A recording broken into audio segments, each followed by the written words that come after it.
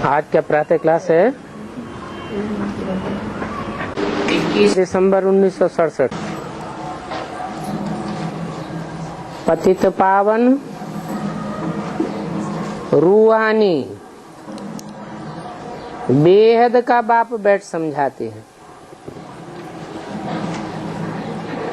क्या क्या टाइटल दिए?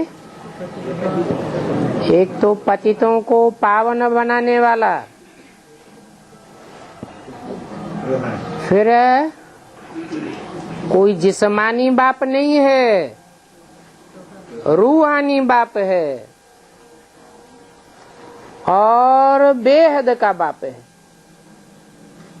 2, 4, 8 या क्राइस्ट की तरह 150 करोड़ 100 करोड़ बच्चों का बाप नहीं है। बेहद माना जो भी मनुष्य सृष्टि में 500-700 करोड़ आत्माएं, मनुष्य आत्माएं हैं, उन सब का बाप है।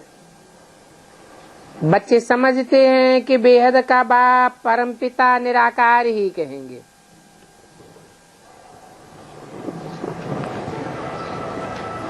ऐसे बेहद के बाप 2 हैं। एक है मनुष्य सृष्टि का बाप और एक है आत्माओं का बाप। परंतु मनुष्य सृष्टि का जो साकार बाप है वो भी संसार में तब प्रत्यक्ष होता है जब निराकार बाप की तरह निराकारी स्टेज को धारण करे।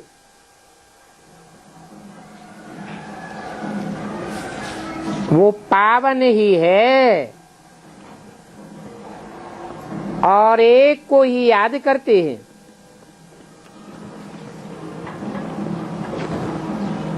याद करने का पात्र एक ही है और कोई भी दूसरा याद करने का पात्र नहीं है। और सब कैसे को पात्र हैं?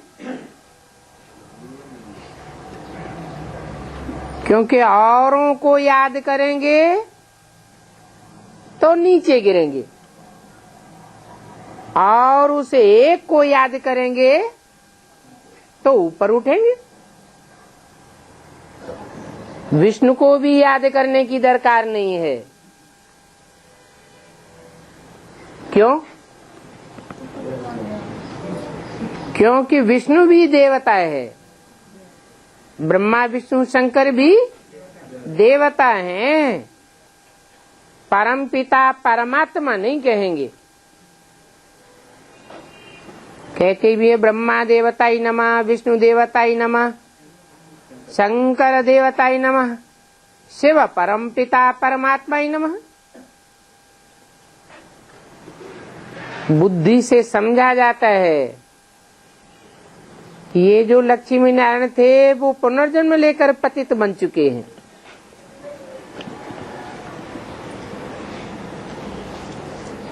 विष्णु ब्रह्मा सो विष्णु बनता है, फिर विष्णु से 5000 वर्ष के बाद पतित होकर फिर ब्रह्मा बनता है।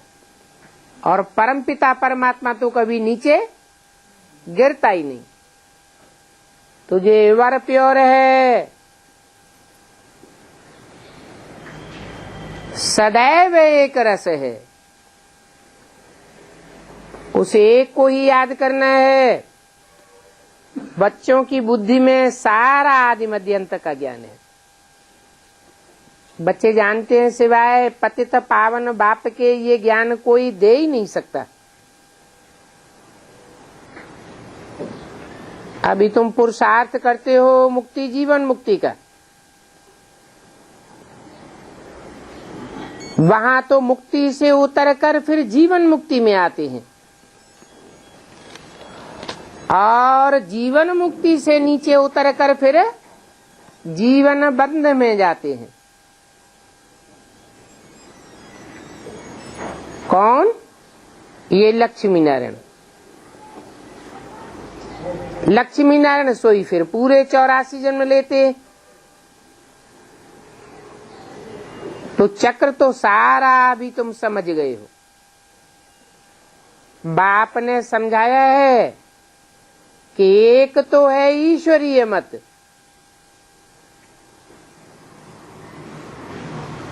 और उसके अपोजिशन में है आसुरी मत। ईश्वरीय मत एक बाप ही देते हैं, बाकी सब की है कुमत। और अभी इस दुनिया में देवताई मत तो कोई दे भी नहीं सकते, क्योंकि देवता कोई है ही नहीं। अभी देवता कोई नहीं है।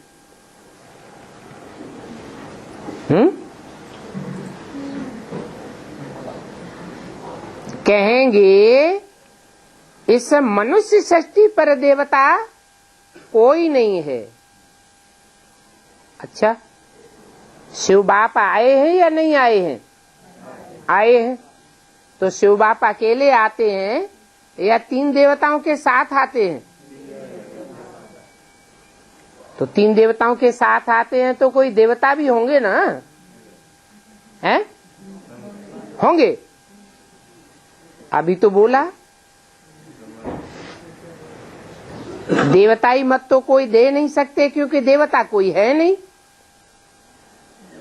है तो, लेकिन सूक्ष्म वतनवासी हैं, कोई भी साकार वतनवासी देवता नहीं है। तो अभी देवताएं हैं ही कहाँ जो मत देवे?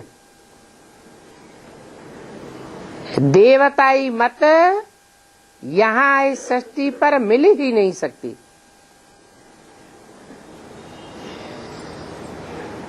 देवताओं के पांव इस पाप की दुनिया में पड़ ही नहीं सकते। बाकी तो मानव मत ही कहेंगे। मानव मत से बच्चे समझते हैं कि हम नीचे ही उतरते आए हैं।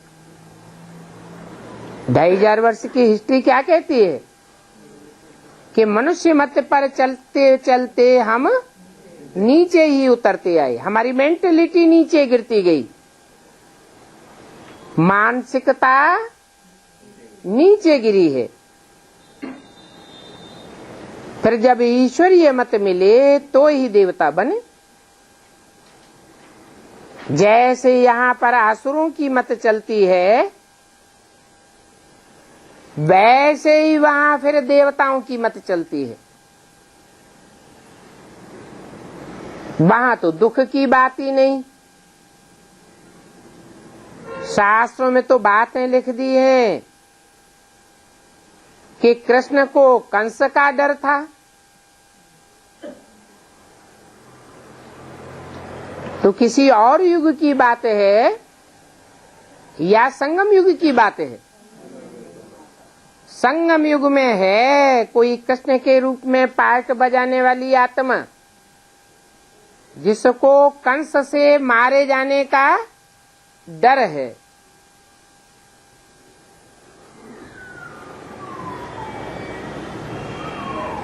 देवताओं को किसी का डर नहीं होता।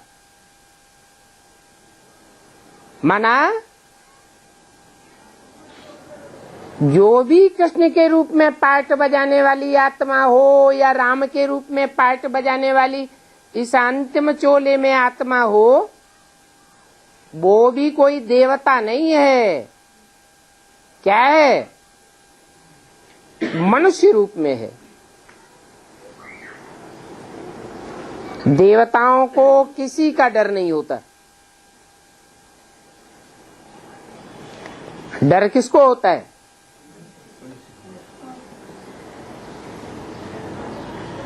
जो मन को चलाने वाला होता है, मन जिसका चंचल होता है, उसको डर होता है। देवताओं के मन में कोई चंचलता होती है क्या? कोई चंचलता नहीं होती कि अंदर से ये इच्छा पैदा हो, इसकी ये चीज बहुत अच्छी है, हमें मिल जाए। ऐसा हमारे भी पास होता। देवताओं की तो सब प्रकार की इच्छाएं प्रकृति स्वतः ही पूरी करती है।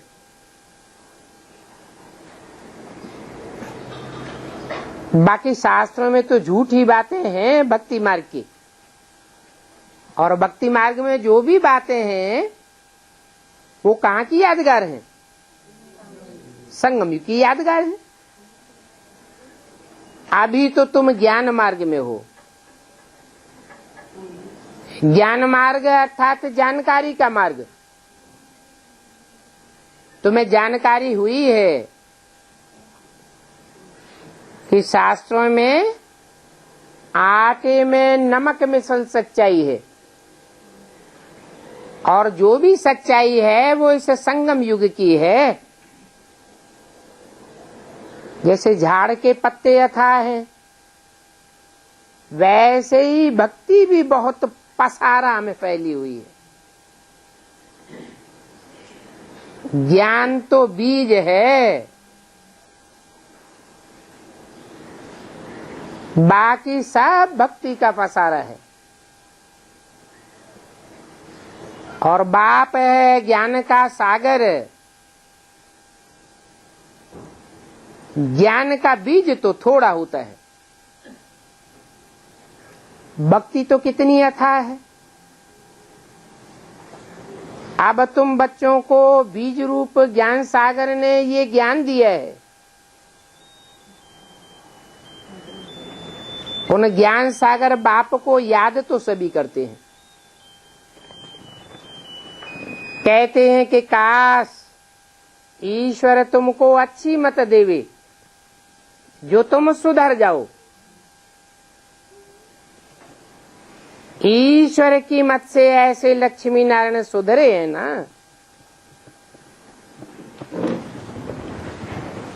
इन लक्ष्मी नारायण की कितनी महिमा है।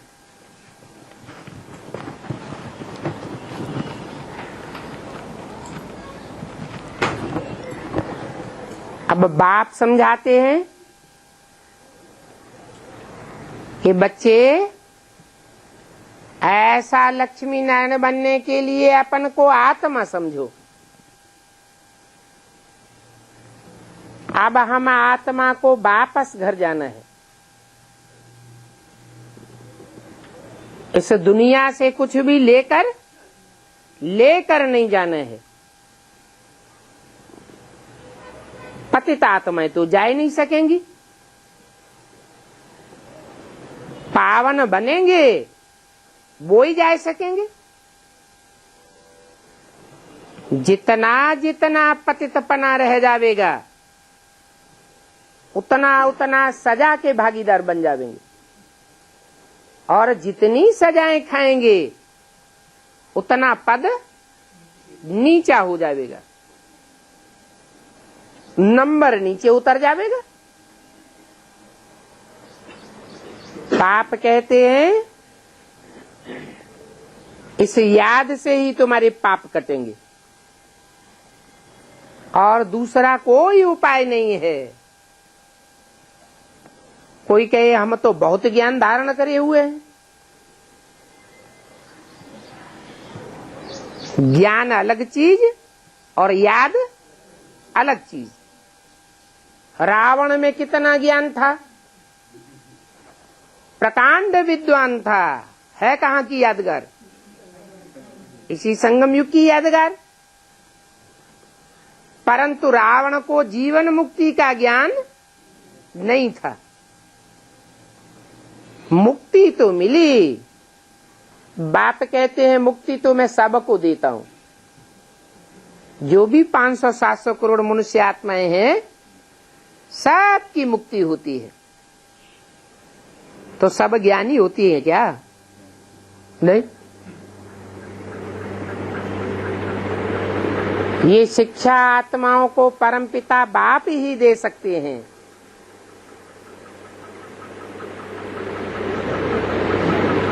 कौन सी शिक्षा?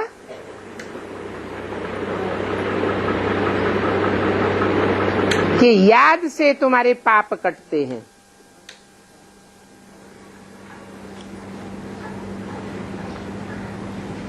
कहते हैं अपन को आत्मा समझो, क्योंकि अभी नंगा वापस जाना है।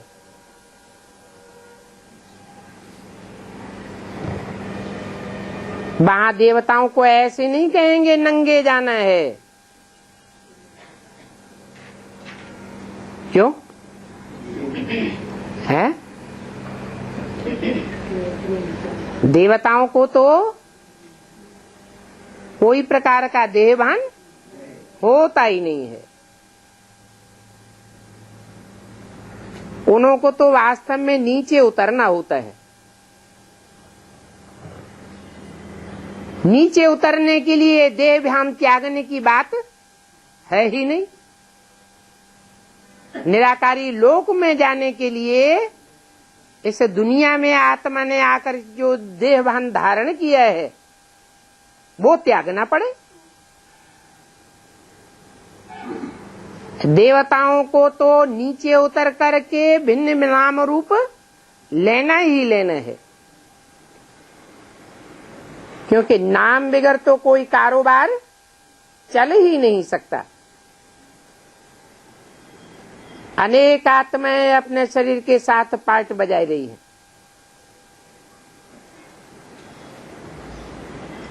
शरीर के साथ पार्ट बजाना माना देहभान में रहना। अभी सभी का पार्ट खत्म होना है। पार्ट तो देह के द्वारा ही बजाया जाता है,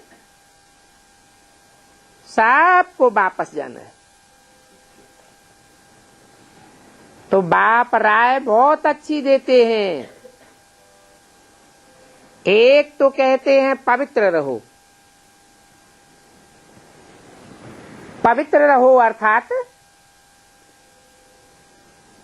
बुद्धि में क्या रहे? एक बाप दूसरा न कोई, क्योंकि एक बाप ही वर प्योर है और बाकी सब पतित हैं, सब नीचे गिरने वाले हैं। अगर कोई दूजम को याद किया तो नीचे जरूर गिरेंगे। तो एक तो पवित्र रहो। बाबा से पूछते हैं, बाबा बच्चे की शादी करावे? अरे बाबा तुमसे ही कहते हैं कि पवित्र रहो, बच्चे की शादी किस लिए करावेंगे? हैं? अरे बच्चे की शादी कराने का कोई मकसद होगा? क्या मकसद है? बच्चे की शादी कराना माना बच्चे की बुद्धि किसी देहधारी में हिल गाए देना। तो तुम खुद तो रहते हो पवित्र, पवित्र बनने का पुरुषार्थ करते हो और बच्चे को देहभान में लटकाना है। तो बाबा अभी करके डायरेक्शन नहीं देते हैं इस बात का कि बच्चे की शादी कराओ। बच्ची की शादी के लिए पूछे तो फिर भी परमिशन देते हैं कि बच्ची शादी कराना चाहती है, नहीं करेंगे तो तुम्हारा मुंह काला कर जाएगी, किसी के साथ भाग जाएगी, इसलिए परमिशन देते हैं। बाकी बच्चे की शादी करने की परमिशन नहीं देते हैं। समझते हैं कि बच्चा शादी करने के बाद चल नहीं सकेगा, चाहे कितना भी ज्ञान में चलने वाला हो।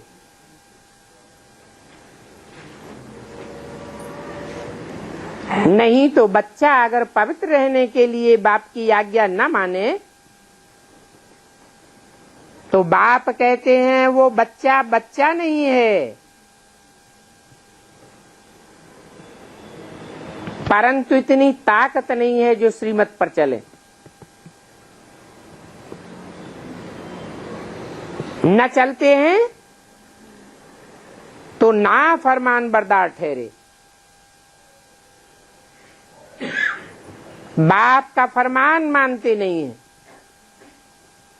गोया बाप की पहचान ही नहीं है। बाप तो कहेंगे उनको समझाओ कि तुम भी पवित्र बनो, एक बाप दूसरा न कोई। बाप का कहना नहीं मानता है तो वो कपूत बच्चा हो गया।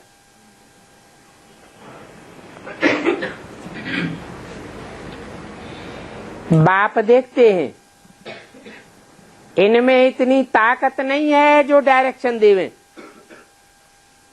किने में? जो बच्चे पूछते हैं कि बाबा हम बच्चे की शादी करावें, तो बाप समझ जाते हैं कि इनमें इतनी ताकत नहीं है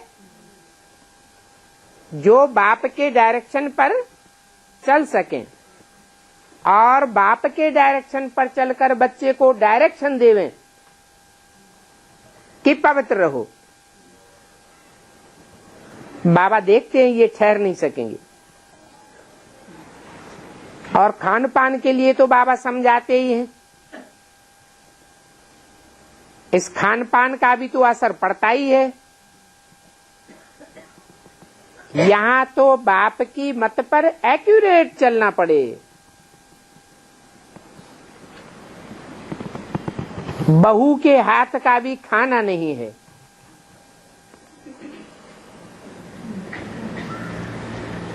क्यों? बहू फरमान बरदार है, आज्ञाकारी है, तो क्यों नहीं खाना चाहिए? है?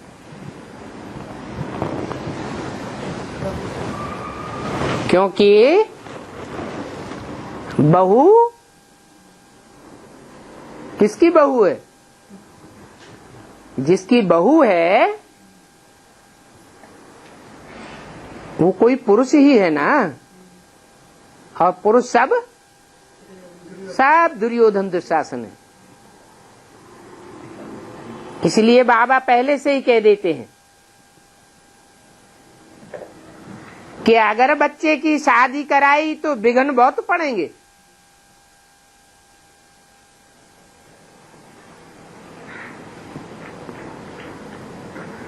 इसलिए फॉलो ब्रह्मा बाप।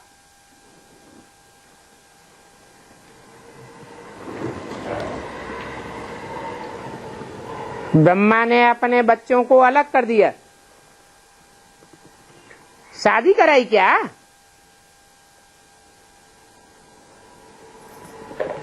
अगर बाप की बात न माने तो बहुत विघ्न पड़ेंगे।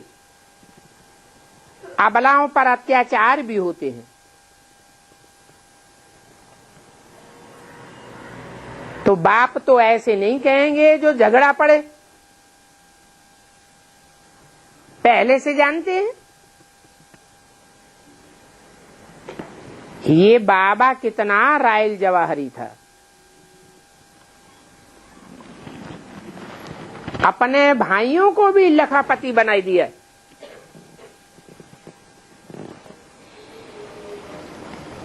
पहले तो गरीब थे, साहूकार लोग गरीब पर हाथ रख करके चढ़ाते हैं, तो इन्होंने भाइयों को भी चढ़ाया।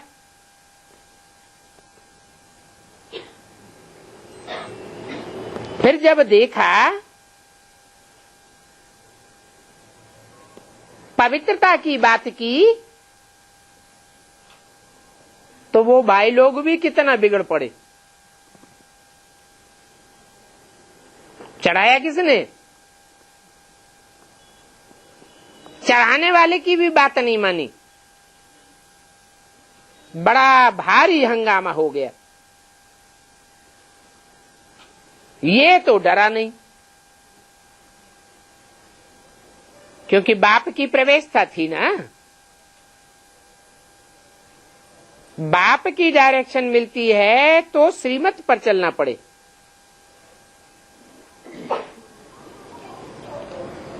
नहीं तो देवता कैसे बनेंगे? जो बाप की डायरेक्शन मिले और फिर भी न चले तो फिर उनका पद भी बहुत कम हो जाता है। ये राजधानी स्थापन हो रही है, राजधानी में कोई राजा हो और राजा कोई डायरेक्शन दे और कोई बात न माने तो राजा उसे ऊंची कुर्सी पर बैठा देगा क्या? दंड का भागी बनाए देगा।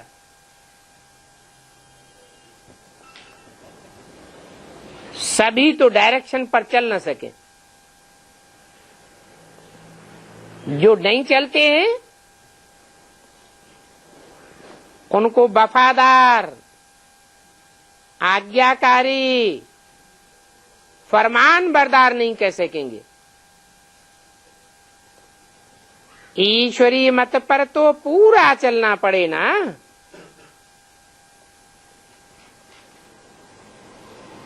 हुक्म ही हुक्म चलाए रहा है। ईश्वर का हुक्म होता है ना।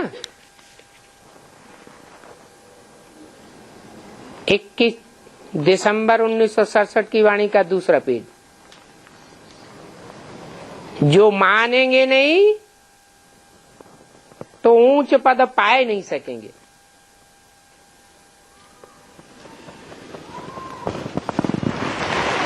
बाकी थोड़ा ज्ञान लिया है तो उस ज्ञान के आधार पर स्वर्ग में तो आ जाएंगे।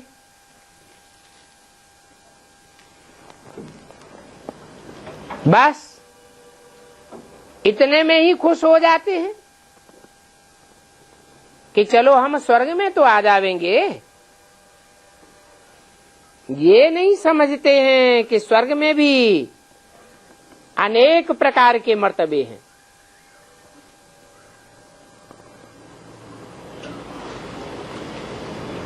बाप जानते हैं कि ये ईश्वरीय फरमान पर चल सकते हैं। कब है? कब चल सकते हैं? अगर हिम्मत करें तो ईश्वरीय फरमान पर चल सकते हैं, परंतु इतनी ताकत नहीं है। लोकलाज, कुल मर्यादा की मुकाबला करने की ताकत नहीं है। ये क्या कहेंगे, वो क्या कहेंगे, ऐसा हो जाएगा, वैसा हो जाएगा।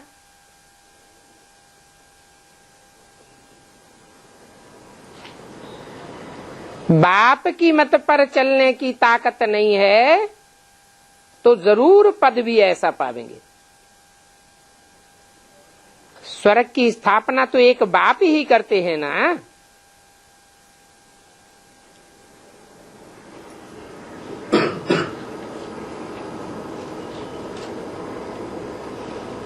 या इस लोक में जो भी लोग हैं वो स्वर्ग की स्थापना करते हैं। बच्चों को मत बाप देते रहते हैं। तुम ईश्वर की मत से कितना ऊंच बनते हो।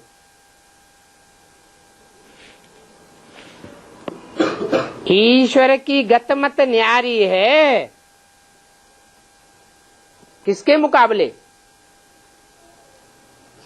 और मनुष्यों के मुकाबले ईश्वर की गत मत न्यारी है।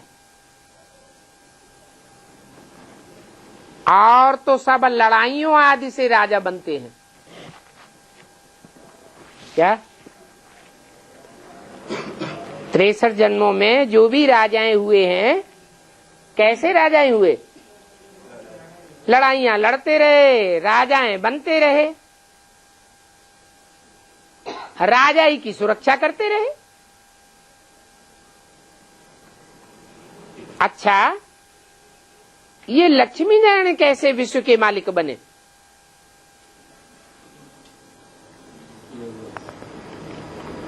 जो इनकी कोई भी ग्लानि नहीं करते। कोई करते हैं? शास्त्रों में सब देवताओं की ग्लानि है, परंतु इन्हें लक्ष्मी नारायण की कोई ग्लानि नहीं है। तो ये किसकी मत पर चले होंगे? जरूर एक ऊंचते ऊंच बाप की मत पर चलते हैं। इसलिए उस बाप को कहते हैं ईश्वर। ईश माना शासन करता, वर माना श्रेष्ठ ते श्रेष्ठ। लड़ाई आदि के द्वारा शासन करना और शासक नहीं बनाता है।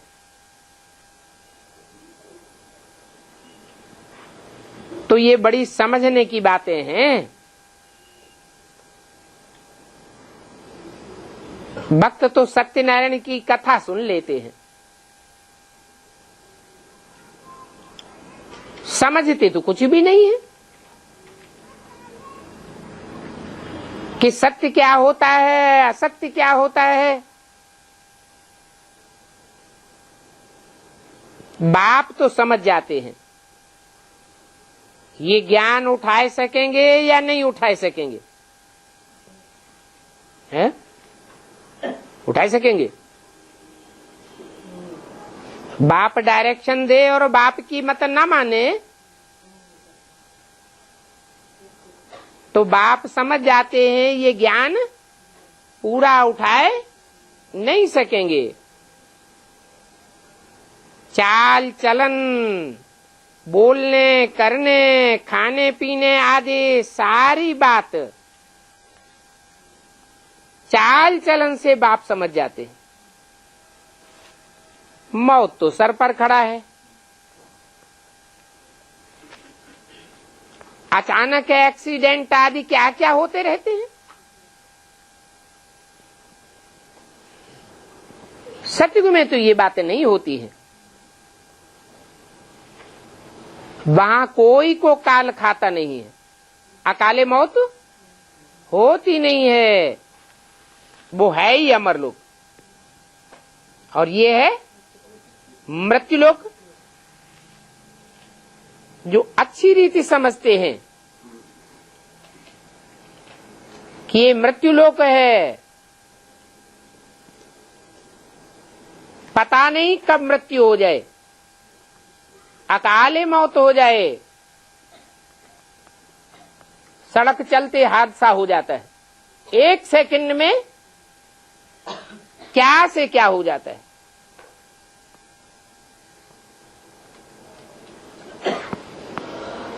जो अच्छी रीति समझते हैं वो तो झट पुरुषार्थ करते हैं,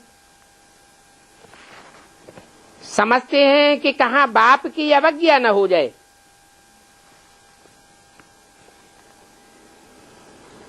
अज्ञान काल में तो कोई कोई बच्चा ऐसे कपूत होते हैं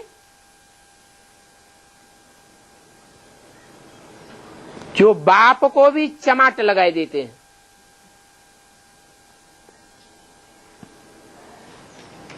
उन्हें कपूत कहेंगे या सपूत कहेंगे?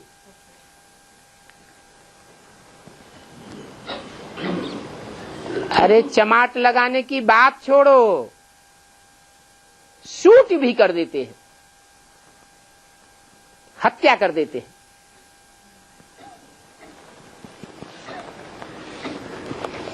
वहां नई दुनिया में तो ऐसी बातें होती नहीं है। जो बाप बच्चे को चमाट लगाए देवे या शूट कर देवे,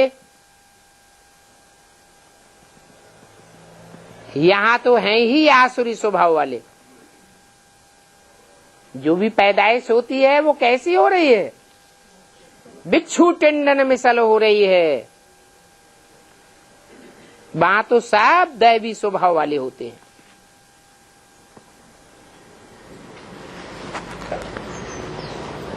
पारलौकिक बाप के बन गए तो फिर लौकिक बाप को कुछ दे नहीं सकते।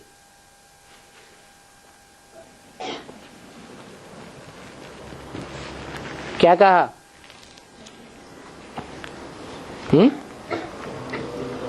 बाबा जो पारलौकिक बाप के बच्चे बन गए वो फिर लौकिक बाप को कुछ भी दे नहीं सकते।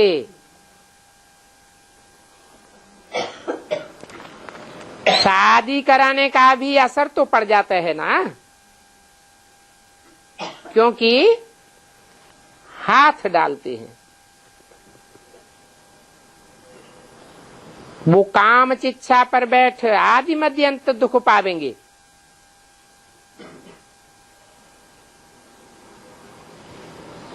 मान लो एक बाप को 2 बच्चे हैं, एक ज्ञान में चलता है, बाप, और दूसरा बच्चा ज्ञान में नहीं चलता है, और बाप कहे कि बच्चे की शादी करानी है,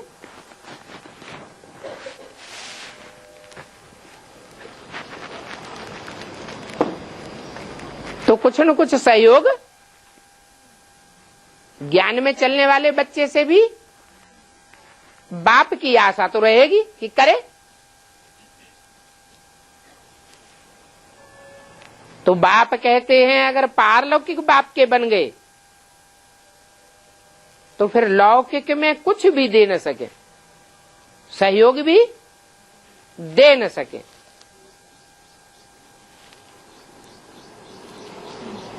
शादी आदि कराते हैं, शादी आदि कराने में सहयोग का हाथ डालते हैं तो भी असर पड़ जाता है। ये जानते हुए भी कि ये काम चिच्छा पर बैठ आदि मध्यंत दुख पावेंगे। दुख पावेंगे या सुख पावेंगे? दुख पावेंगे। फिर माँ बाप दोनों फंस पड़ते हैं।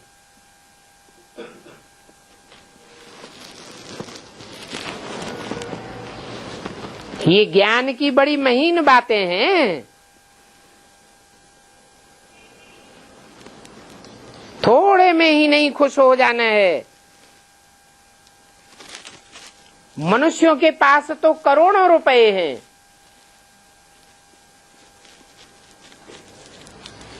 तो समझते हैं समाज में मान मर्यादा लेने के लिए,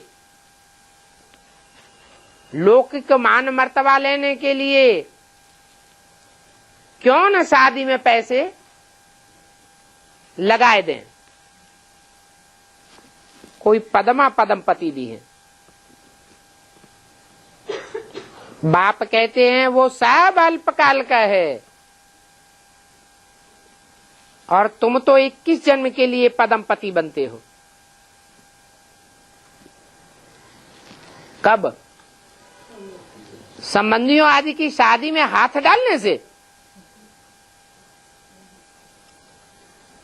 तुम पद्मा पद्मपति 21 जन्म के लिए तब बनते हो कि तुम्हारे पास जो भी है तन मन धन की ताकत, संबंधियों की ताकत, वो सब ईश्वरीय सेवा में लगाते हो। तो समझो वो पद्मा पद्मपति करोड़पति हैं, वो तो आज हैं और कल अचानक मर जाते हैं तो फिर क्या होगा? बहुत बहुत ऐसे हैं जो शेख चिल्लियों जैसे अपने मंसूबे बनाते रहते हैं, प्लानिंग करते रहते हैं। बड़ी बड़ी फैक्ट्री जाने क्या क्या बनाते रहते हैं। जब भंभोर को आग लगेगी तो इनके हार्ट फेल होने लगेंगे, अचानक मर जाएंगे। फिर क्या होगा? फिर तो कुछ भी नहीं होगा, कोई कमाई नहीं कर सकेंगे। इसके लिए सन्यासी कहते हैं काग विष्टा समान सुख है। उन्हों को स्वर्ग के सुखों का पता ही नहीं है कि स्वर्ग के सुख एक जन्म के लिए नहीं होते या अल्पकाल के लिए नहीं होते, 21 जन्मों तक, पूरा 2 युगों तक, 2500 साल तक स्वर्ग के सुख चलते हैं।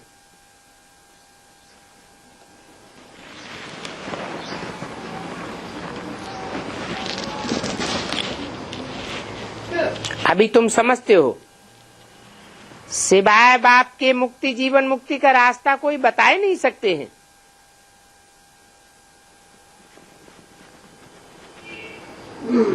सिर्फ सीढ़ी के चित्र पर भी अगर कोई समझ जाए तो अहो सौभाग्य।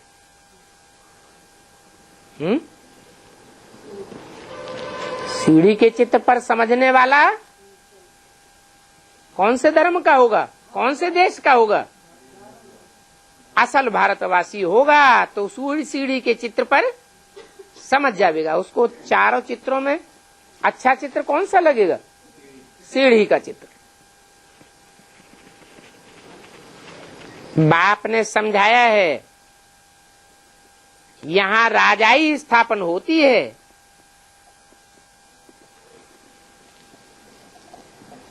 बाप आकर राजाओं के राज्य की स्थापना करते हैं। और कली की दुनिया में, सारी दुनिया में क्या स्थापन हो जाता है? प्रजा के ऊपर प्रजा का राज्य स्थापन हो जाता है। बाप आकर के राजा ही स्थापन करते हैं और राजाएं भी नंबरवार उतरते जावेंगे। कहां? बाप आकर जो राजाई स्थापन करते हैं, उस राजाई में भी जो भी पीढ़ी दर पीढ़ी राजाएं आने वाले होंगे, वो सब नीचे उतरते जावेंगे। ऐसे नहीं कि बाद में आने वाला कोई राजा पहले वाले राजाए से उच्च पद पाने वाला होगा। नंबरवार उतरते जावेंगे। थोड़ी देर से आने से ही दुनिया कुछ तो पुरानी होगी ना। तो पुरानी दुनिया में आने वाले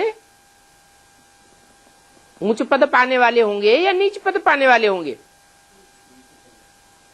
नीचे उतरने वाले ही होंगे। मकान पुराना होता है तो उसकी मरम्मत करानी पड़ती है। मकान की कीमत घट जाती है कि बढ़ जाती है? घट जाती है। बच्चे समझते हैं। अभी हम तो नई दुनिया में जावेंगे। हम जिस नई दुनिया में जाते हैं वो तो थोड़ी भी पुरानी होगी कि नहीं होगी? है? थोड़ी भी दुनिया पुरानी नहीं होगी। परसेंटेज में भी पुरानी नहीं होगी। हम 100% नई दुनिया में जाते हैं। नई दुनिया सतयुग को कहा जाता है।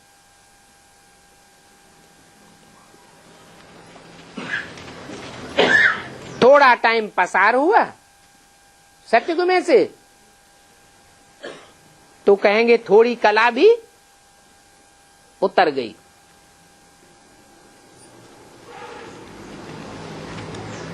उसमें भी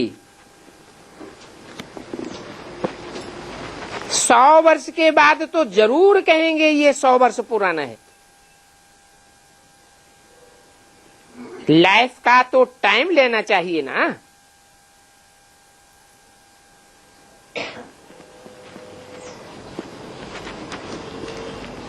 तो नई दुनिया में जाना है तो कहां जाने का लक्ष्य रखना चाहिए?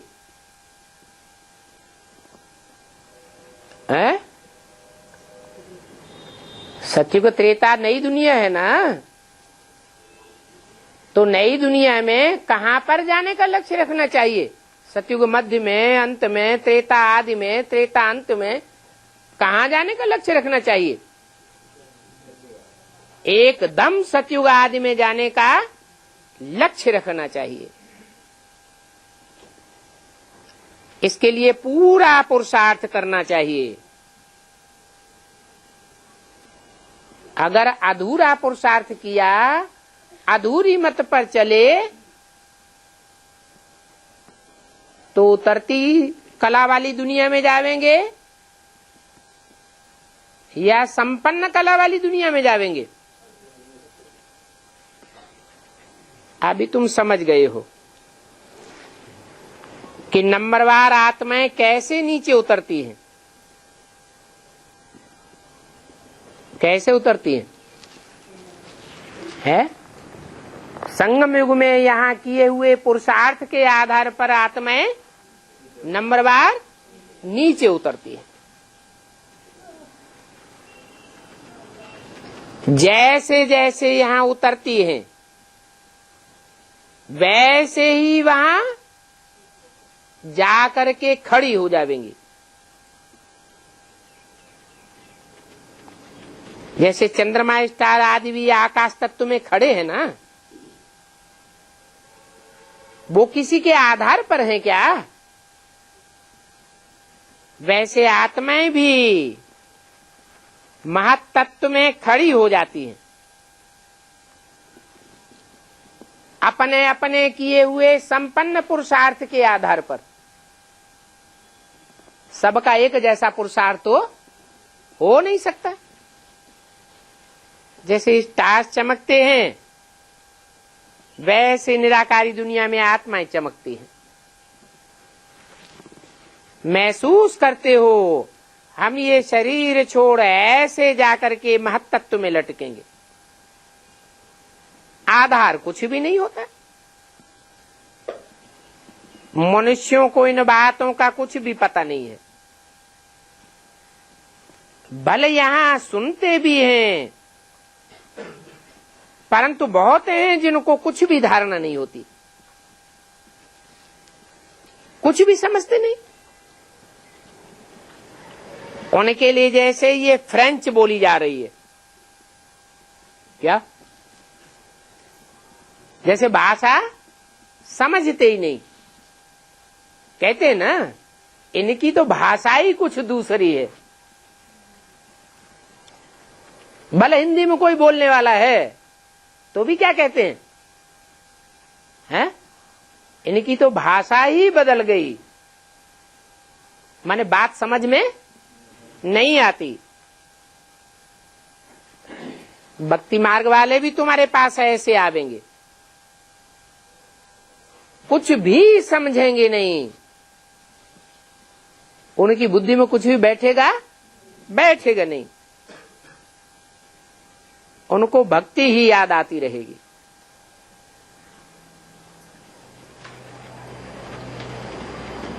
क्योंकि 63 जन्म वो भक्ति के भवके में लटके रहे हैं,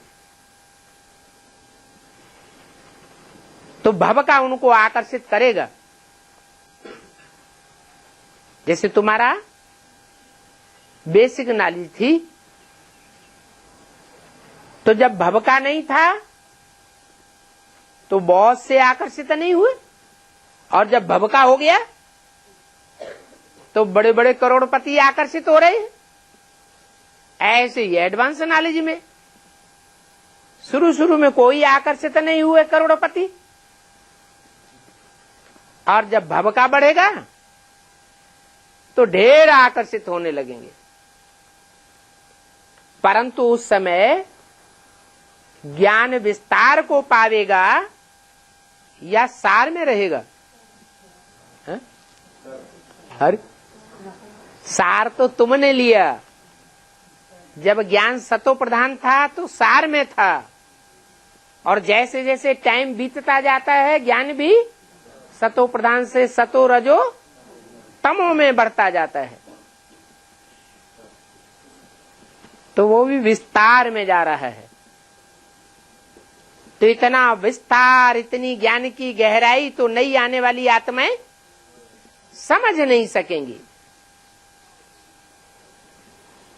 उनको भवका ही अच्छा लगेगा। इस ज्ञान में तो शांत रहना पड़ता है, सिर्फ अपने बाप को याद करना है, स्वधर्म में टिकना है, कोई भवका आदि कराने की बात नहीं है। आत्मा का स्वधर्म है ही शांत। अब शांति धाम तो वह ठहरा ना, कौन सा? वह माने मन। वह क्यों कह दिया? ये तो अशांति की दुनिया है। यहां शांति धाम कहां से आया? माना पुरुषार्थियों की जो ऊंची स्टेज है, ऊंचे ऊंच स्टेज के पुरुषार्थियों का जो संगठन है, वो शांति धाम बनाएगा, या नीची स्टेज के पुरुषार्थियों का संगठन शांति धाम बनाएगा?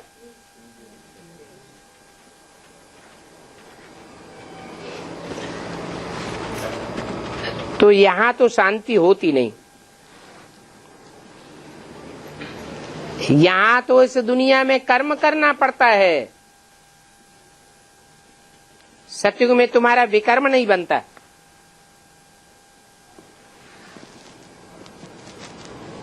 क्योंकि वहां रावण ही नहीं होता है, और यहां तो इस दुनिया में रावण का पूरा अस्तित्व है।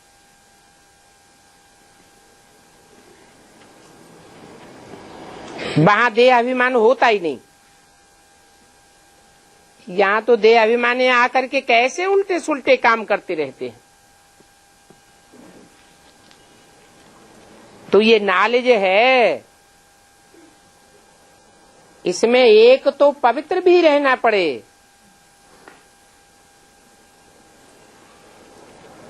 कोई तो भल पवित्र रहते भी हैं, पवित्र तो रहते हैं, परंतु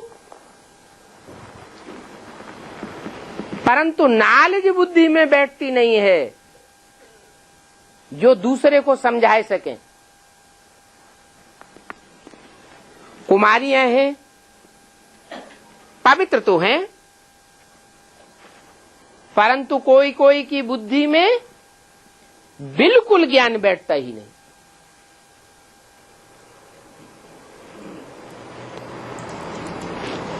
ये क्या बात हुई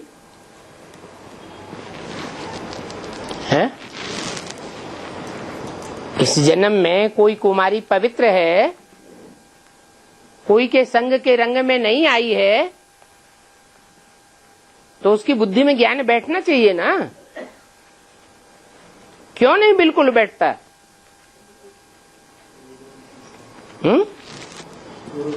हाँ, भले इस जन्म में पवित्र है, परंतु पूर्व जन्म का हिसाब किताब तो काम करेगा ना। तो नंबरवार दर्जे होते हैं, बाप से आकर मिलते हैं तो बाबा समझ जाते हैं ये साधारण बच्चा है, इसकी बुद्धि इतनी चमत्कारी नहीं है जो बाप के सन्मुख आवे और पहचान लेवे, तो पद भी ऐसे ही पावेंगे। बाप कहते हैं कोई भी अपवित्र काम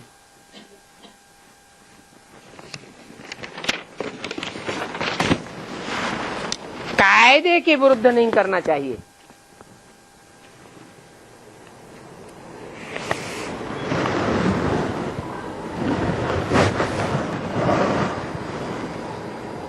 इक्कीस दिसंबर 1967 की वाणी का तीसरा पेज। बुद्धि में याद रखो, हमको तो अब वापस जाना है। ये 84 का चक्र पूरा हुआ, ये दुनिया भी पुरानी हो गई और ये शरीर भी पुराना है। हम आत्मा जैसे नंगे आए थे वैसे ही अब नंगे जाना है। देह देह के संबंधी और देह के इस दुनिया के कोई भी पदार्थ अब वापस नहीं ले जावेंगे। सिर्फ योग बल से पवित्र बनना है। कोई भी साधन अंत में काम नहीं आवेंगे। पवित्र नहीं बनेंगे तो अंजाम क्या होगा? हैं?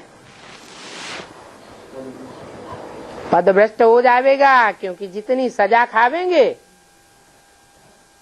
उतना पद नीचा हो जाएगा। इस समय सबकी वानप्रस्थ अवस्था है। वानप्रस्थ अवस्था सबकी है।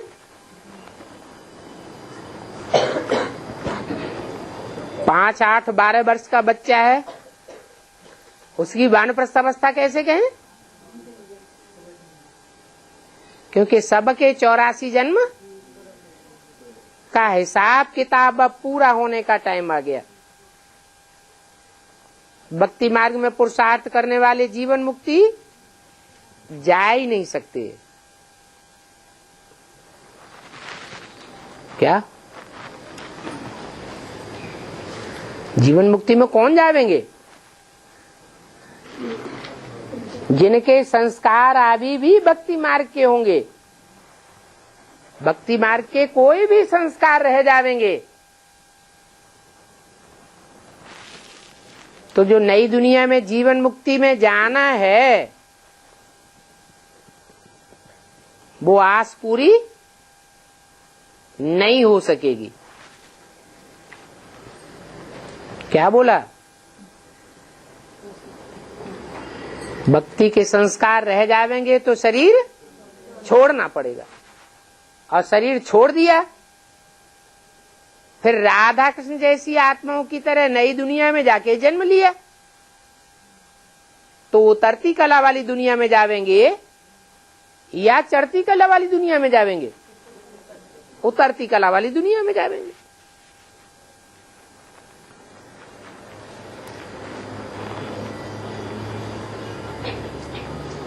पतित पावन सदगति दाता वो बाप ही है।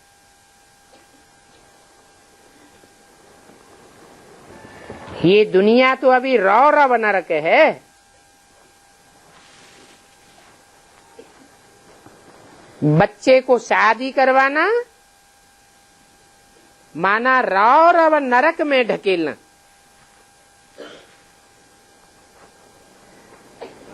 बुद्धि से ये बात समझनी है कि बच्चे को रौरव नरक में ढकेलने में मैं मदद करता हूं।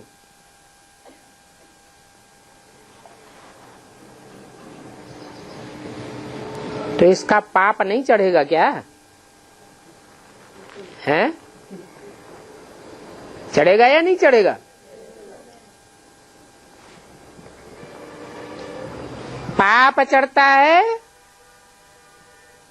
जरूर मैं पापात्मा बन जाता हूं।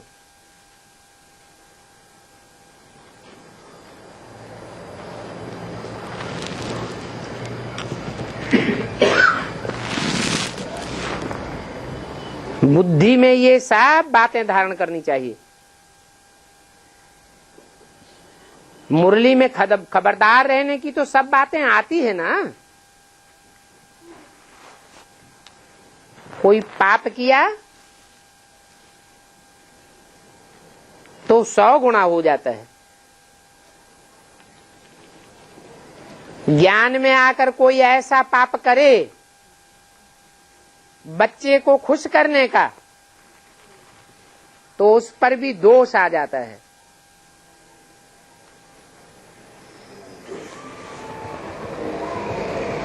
ये है किसी का खून करना। बुद्धि में नहीं आता है, काम कटारी से तो 1-2 का खून कर डालेंगे। और ये बात धारण करने में बहुत सहन भी करना पड़ता है। बच्चा शादी कराना चाहता है, माँ बाप ज्ञान में चलते हैं, शादी करने के लिए इनकार करते हैं तो बच्चा कामेशु क्रोधेशु हो जाएगा। फिर माँ बाप को बहुत सहन भी करना पड़े। बाप सुनते हैं तो बाप को तरस भी आता है, औरों को भी सावधान करने के लिए बाबा समझाते हैं। अपने हाथों से बच्चों का खून नहीं करना है, माना बल मित्र संबंधी उसकी शादी करावें, लेकिन हम उस काम में हाथ न डालें। बाबा से पूछेंगे, बाबा से अगर पूछेंगे, बाबा बच्चा शादी कराने के लिए जोर देता है, शादी करावें, तो बाबा क्या कहेंगे? हैं? अरे बाबा क्या डायरेक्शन देंगे? अरे पूछता क्यों है? मुरली में तो बार बार बोला है शादी शादी बर्बादी, फिर भी पूछते हैं तो बाबा कहेंगे अच्छा भल कराओ। जो ज्ञानवान बच्चा होता तो पूछता ही नहीं। ज्ञानवान खुद समझते हैं और समझ भी सकते हैं, वो कब पूछेंगे ही नहीं।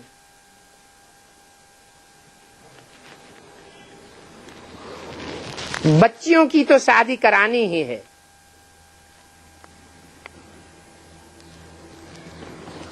अगर ज्ञान में नहीं चलती है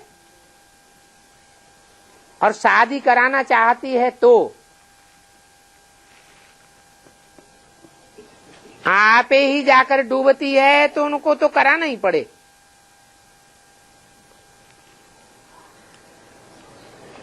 और बच्चा तो भल खराब हो जाए। ये क्या बात हुई है?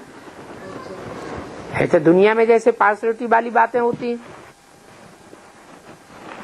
वैसी बात हो गई।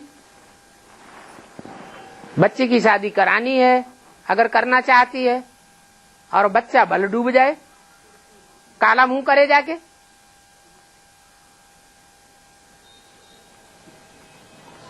बच्चा भल खराब हो जाए, उनका ख्याल नहीं रहेगा। बच्ची की तो शादी कराना ही पड़े।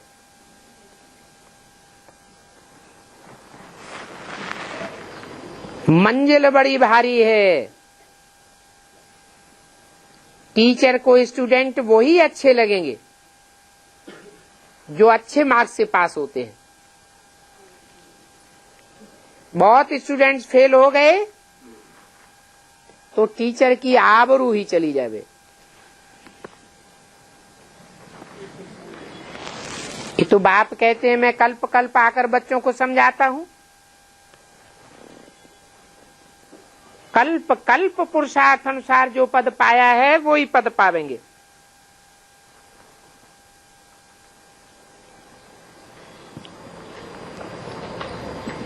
बाप समझा देते हैं कोई भी पाप नहीं करो, नहीं तो दंड चढ़ता ही रहेगा। बहुत भारी मंजिल है। बहुत हैं जो कुछ बातें समझते ही नहीं हैं, जैसे पिंजरे में आकर फंस गए हैं।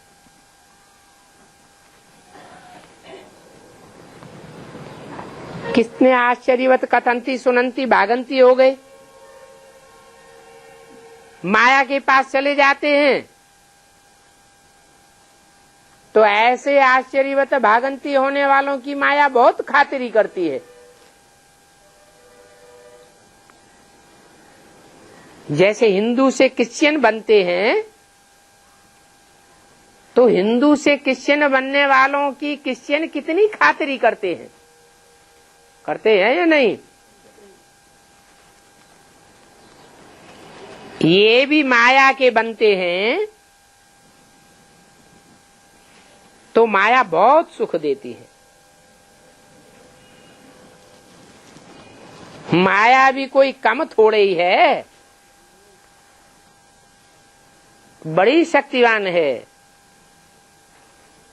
बाप को ऑलमाइटी कहते हैं, परंतु माया भी ऑलमाइटी है। एकदम रौरव नरक में ढकेल देती है। तो देखो, माया भी कम शक्तिवान नहीं है।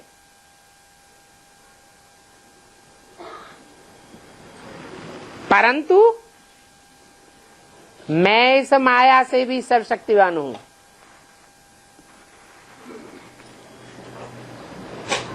वह मेरे से शक्तिवान हो जाती है।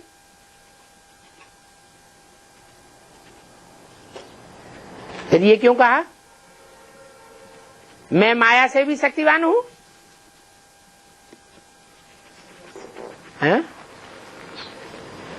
क्योंकि आखिरीन विजय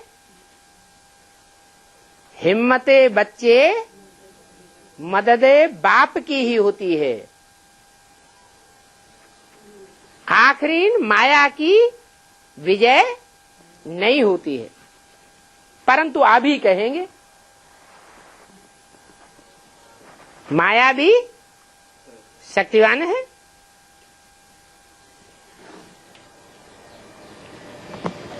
माया की तरफ जाने से वह जैसे रावण धर्म के बन जाते हैं।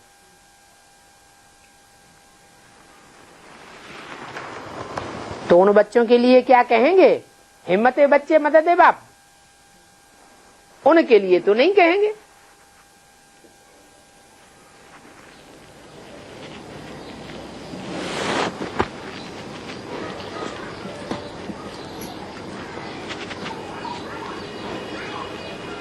तुम इस भारतवर्ष में कितना सुख उठाते हो, तुम्हारी कितनी खातिरी होती है।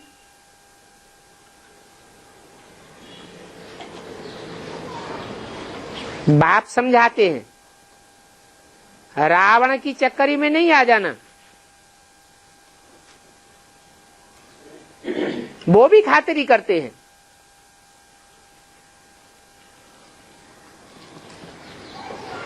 ऐसी भूले मत करो, पथभ्रष्ट हो जाएगा। जो अच्छे अच्छे बच्चे होते हैं वो सर्विस में बहुत मेहनत करते हैं। समझाते समझाते गला ही घुट जाता है। गला घुट जाता है तो भी सर्विस को छोड़ते नहीं है। हमको तो सर्विस करके भारत को स्वर्ग बनाना ही है। ये बाबा ने हमको ड्यूटी दी है। बाप बेसमझ को कितना समझदार बनाते, उनकी श्रीमत से हम कितना ऊंच बनते हैं। बाकी टाइम बहुत थोड़ा है। विनाश के समय तो ज्ञान कोई उठा ही नहीं सकेंगे। क्यों नहीं उठा सकेंगे? क्योंकि शांति के टाइम पर पढ़ाई अच्छी होती है। जब अशांति हो जाएगी दुनिया में तो कोई पढ़ाई गहराई से नहीं पढ़ सकेंगे।